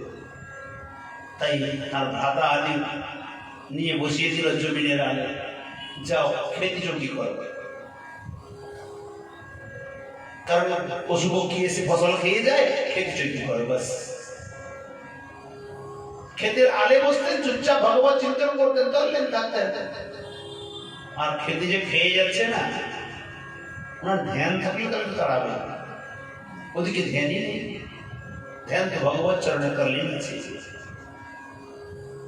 একদিন এক ডাকাতের দল পশু বলি দেওয়ার জন্য পশু নিয়ে গিয়েছিল। পশু হাত থেকে পালিয়ে গেছে। তা পালিয়ে যাওয়ার পরে কাকে দেবে বলি?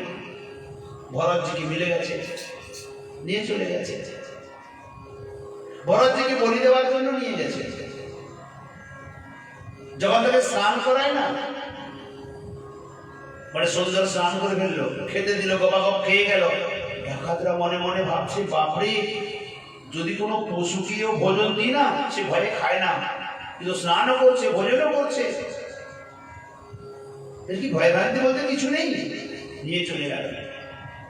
যুবকাষ্টে মাথা দিতে বললো, যেখানে মস্তক ছেদন করা হয়, উনি চুপচাপ মাথা দিয়ে দিলেন। পুরো এতটুকু প্রাণের ভয় নেই, মাথাও দিয়ে দিল। পশুরা তো ভয়ে মাথা দেয় না। তো মনে মনে ভাবছেন, মা, আজ পর্যন্ত বহু সন্তানের রক্ত পান করেছিস, তাহলে আমার শরীরে যদি তোর ভোগে লেগে যায় তো ভালো করা দেখতে বন্ধ কর। মাথা দিয়ে দিয়েছে। আর যে ডাকাত খড়গ নিয়ে বধ করতে গেছে, তৎক্ষণাৎ ভদ্রকালী মূর্তি বিদীর্ণ হয়ে স্বয়ং মা ভদ্রকালী প্রকটিত হয়ে হাতে খড়গ নিয়ে ডাকাতগণের মস্তককে ছেদন করে, এখানে বর্ণন করেছেন কন্দুক ক্রীড়া, বল খেলা করছেন। কন্দুক মানে খেলার বল, খেলা করছে।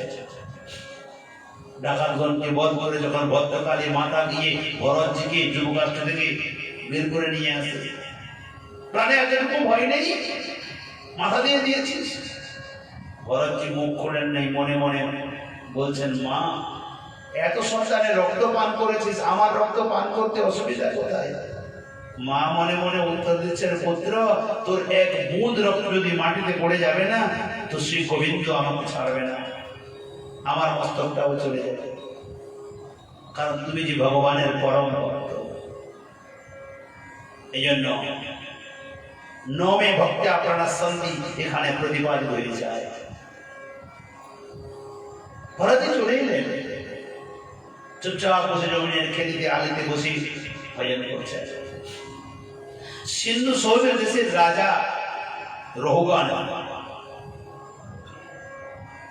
ইক্ষমান্তা নদীর তটে শিবিকায় করে যাচ্ছেন। শিবিকা মানে পালকি। যাচ্ছেন কোথায়? কপিল দেবের কাছে যাচ্ছেন, গুরুদেব কপিল দেবের কাছে উপদেশ গ্রহণ করার নিমিত্ত। উপদেশ অহংকারের পালকিতে বসে গেলে কখনো পাওয়া যায় না, কখনো পাওয়া যায় না। পালকিতে করে বসে যাচ্ছে। একে পালকি বাহকের শরীর অস্বস্থ হয়ে গেছে। অন্যান্য বাহকগণ বলছে, মহারাজ একজন তো অসুস্থ হয়ে গেল, কি করে যাবে? আর এই রাজ্যের সব প্রজারা তো আমার সেবক, একজন কাউকে ধরে না, পাস হয়ে গেল।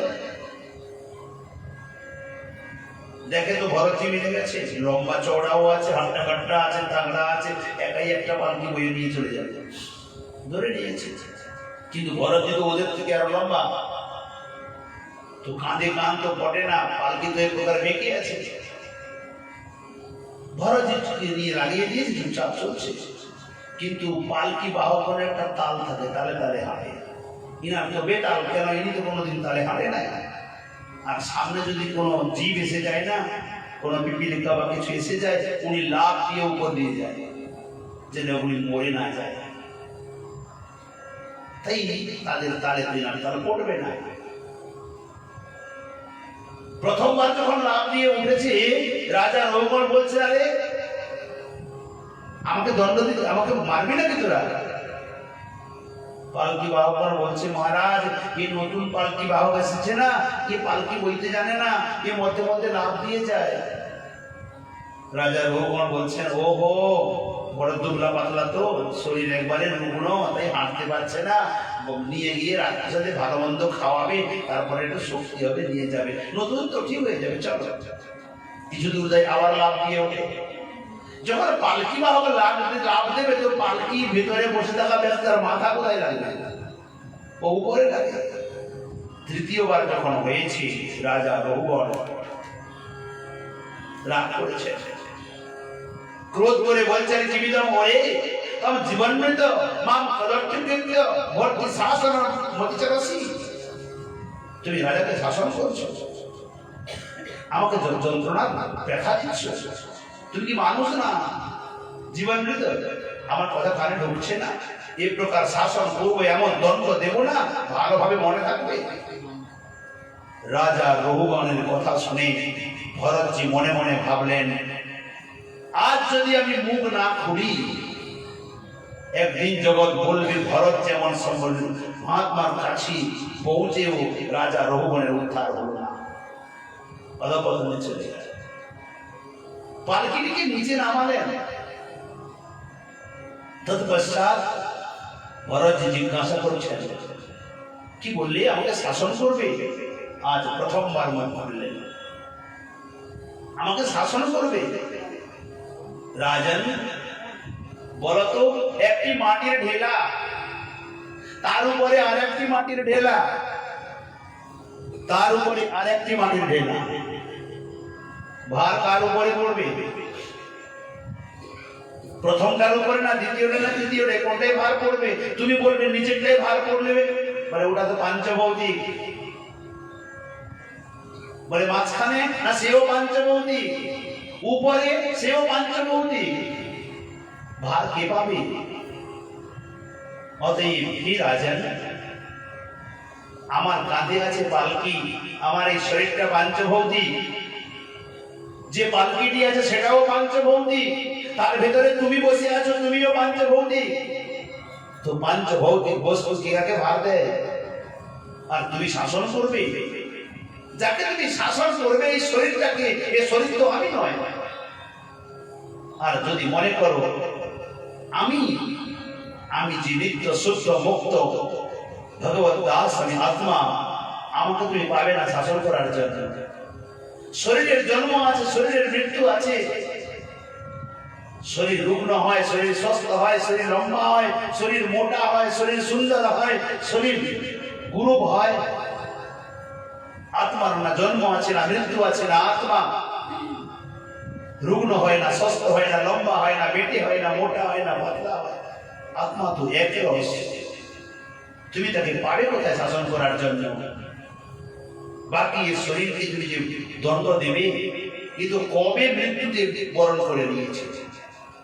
মৃত্যুর জন্মগতম রাজন দেহেন সহজায়তে, সে পশু ব্যক্তি বলেছিলেন কংসকে, অদ্য বাপস্বন্তে বা মৃত্যুর বৈ প্রাণিনাম ধ্রুবং।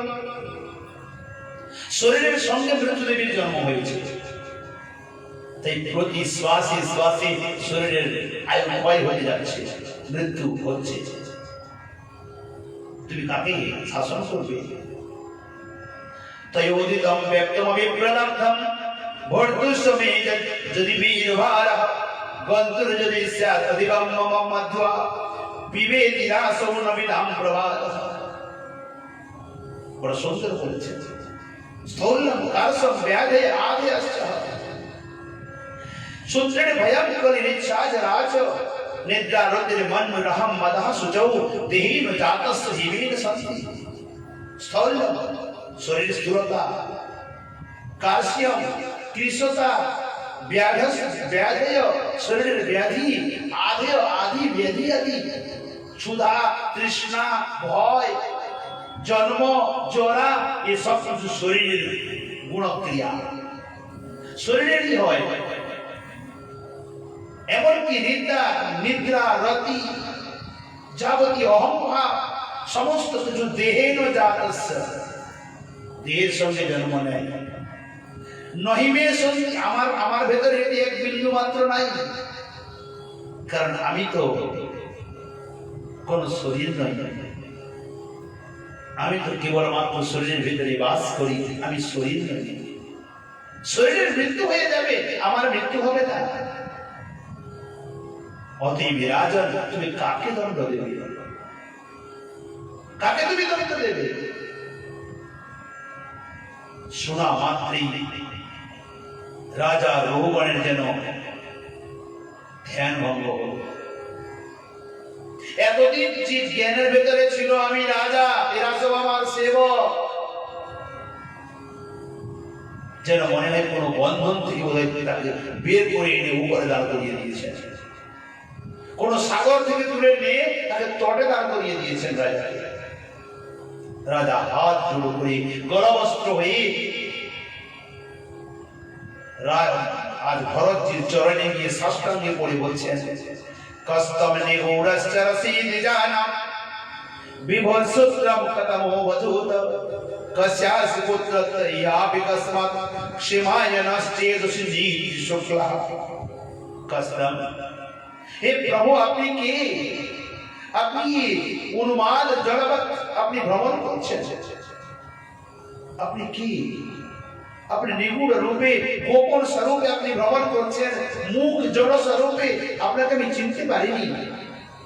আপনি কি এই রূপে আমার স্বয়ং গুরুদেব কপিল দেব এসে আমাকে উদ্ধার করার জন্য এই রূপে দর্শন দিয়েছেন?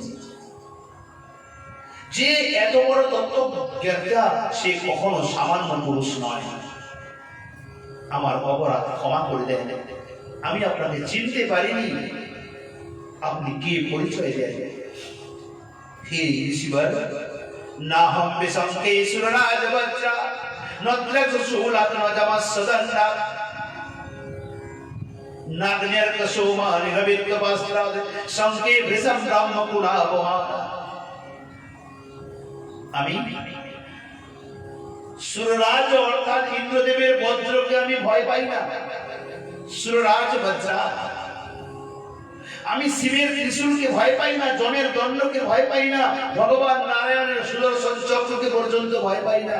ভয় যদি পাই সন্ত মহাত্মা ঋষি মুনি ব্রাহ্মণ ইনাদের অবমাননায় ভয় পাই।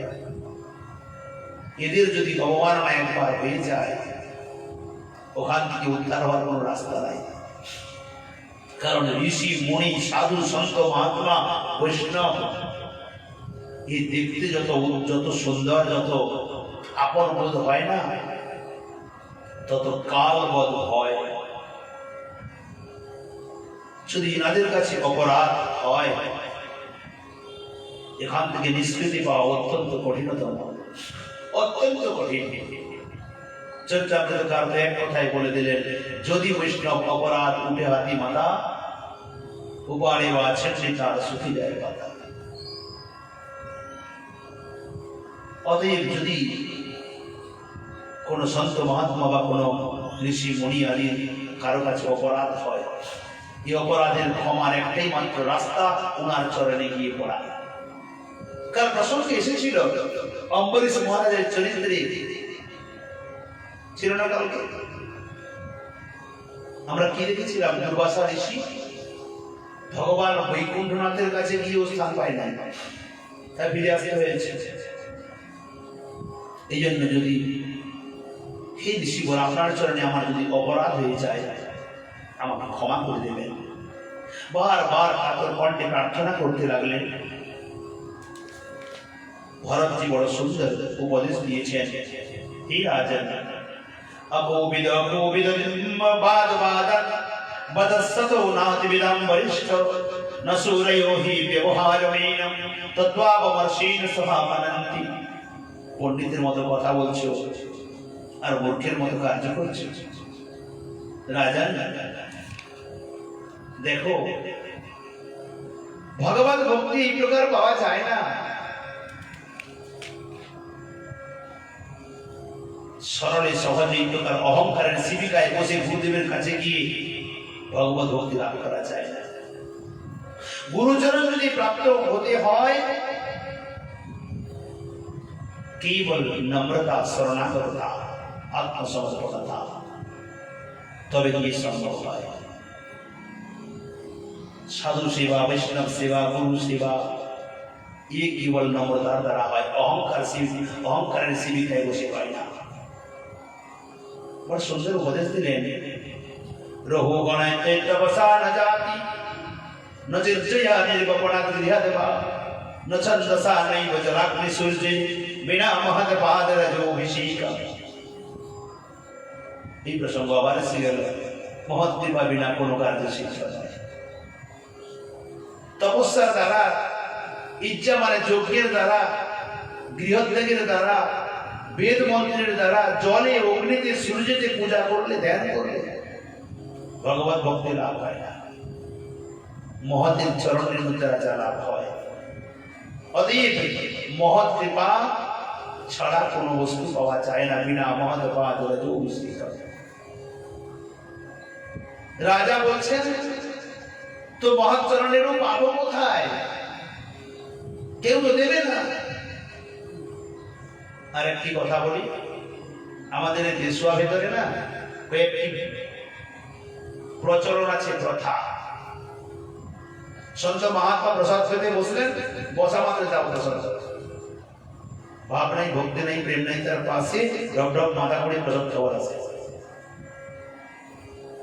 ওই রকম করলে কি হয়? প্রথমত যিনি মহাত্মাজি ভোজনে বসেছেন উনার ভোজনে ব্যাঘাত হল, উনার সেবাতে বাধা পড়ল। আর দ্বিতীয়, আমি অপরাধগ্রস্ত হলাম, উনার সেবা বাধা কেন হইল? আর যদি প্রসাদ নিতে হয়, উনি প্রসাদ পেয়ে তো চলেই যাবেন, পাত্র তো পড়েই থাকবে, স্থানটাও তো থেকে যাবে, অসুবিধা কোথায়? আমার যদি প্রসাদের প্রতি শ্রদ্ধা আছে, নিষ্ঠা আছে, আর বাকি থাকলো চরণ ধুলি, আমি নিজে কি অবস্থায় আছি, পবিত্র আছি কি অপবিত্র আছি কি ঠিকানা আছে, সোজা গেলাম মহাত্মাদের চরণে হাত দিয়ে দিলাম। আমি যদি অপবিত্র অবস্থায় থাকি তো বেশ কোনো অপরাধ হবে না। উনার যদি অন্তঃকরণে ব্যথা লেগে যায়, আমার অপরাধ দাঁড়াবে না। অতএব যদি প্রণাম করতে হয় দূর থেকে, যখন উনি চলে যাবেন চরণগুলি তো নিচে পড়ে আছে, খুব গড়াগড়ি দিন না। এখানে এই কথাটি বললেন, কি করে চরণ রেণু পাবো না? যত্রোত্তম শ্লোক গুণানুবাদ প্রস্তুয়তি গ্রাম্য কথা বিঘাত, যেখানে উত্তম শ্লোক ভগবানের গুণগাথা গান হয়, ওখানে গ্রাম্য কথা কখনো আলোচনা হয় না। হরিগুণ গাথা গ্রাম্য কথাকে নষ্ট করে দেয়। ওখানেই মহাত্মাগণ বিরাজমান থাকেন। নিঃশব্দমান মদিনম মুমুক্ষু মদিন সতি বিজচ্ছতি বাসুদেব। ওই প্রকার মহৎ ব্যক্তি করেন চরণ সেবা করি, তাদের চরণে মন রেখে, ভগবত চরণে মন রেখে ওখানে গড়াগড়ি দাও না, খুব চরণে পেয়ে যাবে। অতএব সন্ত মহাত্মার চরণে বসে বলি কথা শ্রবণ করো। এরপরে ভবাটবি আদি বহু কথা বর্ণন করেছেন, প্রশংসে যাওয়ার মতো আর সময় নেই, সময় অনেক আগে চলে গেছে। তদনন্তর ভরতজি উপদেশ দিয়ে চলে গেলেন, রাজা রঘুবন তপস্যায় চলে গেলেন, আর রাজ্যে ফিরে গেলেন না। ভগবত তত্ত্বজ্ঞান লাভ করে তিনি আত্মা উদ্ধার করলেন। অতএব যদি আমরা সাধু গুরু বৈষ্ণবকে পেয়ে থাকি, মহান্তের স্বভাব হয় তারিতে পামর, নিজ কার্য নহে কেউ জান তার ঘর, ইনারা কৃপা করে আমার ঘরে যদি এসে থাকেন, ভাবনা করা উচিত কি আমাকে উদ্ধার করার জন্য এসেছেন। আমার মতো গৃহ বেদিকে তিনারা কৃপা করে উদ্ধার করতে এসেছেন। তাদের চরণে সেবা করি, ভগবত তত্ত্বজ্ঞান লাভ করি, নিজেদের আত্মকল্যাণ করা প্রয়োজন। আমার অন্তরে খুবই ইচ্ছা ছিল মহারাজ যদি এখানে আসতেন তো দুটি কথা শ্রবণ করতাম। উনি আর এলেনও না, আমার প্রতি কৃপাও করলেন না, ওখানে বসলেন। আমার বড় দুর্ভাগ্য। যাই হোক, কথা আমরা এখানে বিশ্রাম দিই।